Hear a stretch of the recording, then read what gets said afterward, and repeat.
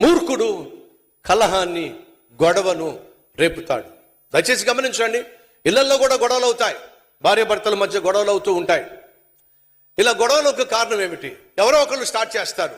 ఎవరు స్టార్ట్ చేస్తారు? బైబిల్ సెలవిస్తుంది, మూర్ఖులు కలహమునకు కారకులు.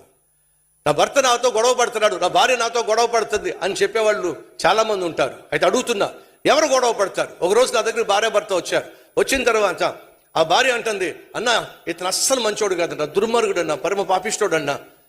ఎంత దుర్మార్గుడు అంటే, ఎంత పాపిష్టోడు అంటే, అసలు నన్ను పట్టించుకోడన్నా, ఇష్టానుసారంగా మాట్లాడతాడన్నా. ఇలాంటి పాపిష్టోడిని చేసుకోవడం వల్ల నేను చాలా కష్టపడుతున్నానన్నా. అసలు మనిషి కాదన్నా ఈ మనిషి. అంటానే ఉంది. ఆ తర్వాత, ఏమయ్యా నువ్వు దుర్మార్గుడు అంట, పాపిష్టోడు అంట, అసలు నువ్వు మనిషే కాదు అట, ఏంటి నీ సంగతి అంటే, అన్నా ఆ నోట్లో నుంచి ఒక్క మాట వచ్చిందా? ఇన్ని మాటలు అంటుంది కదా, నా నోట్లోంచి ఒక్క మాట వచ్చిందా?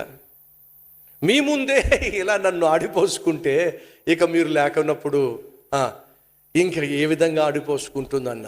అప్పుడు అడిగాను, అమ్మ ఒక్క నిమిషం, మీ ఇద్దరిలో ఎవరికి కోపం ఎక్కువ, ఎవరికి నోరు జారే తత్వం ఎక్కువ, ఎవరు నోరు పడేసుకుంటారు? నేనేనన్నా. మరి నువ్వెందుకు తల్లి ఆయన తెచ్చావు ఇక్కడికి? నోరు పడేసుకుంటుందంట, కోపం ఎక్కువ అంట, భర్త మంచోడు కాదట. ఇప్పుడు అడుగుతున్నాను, ఎవరు మూర్ఖులు? గొడవను ప్రారంభించే వాళ్ళే మూర్ఖులు.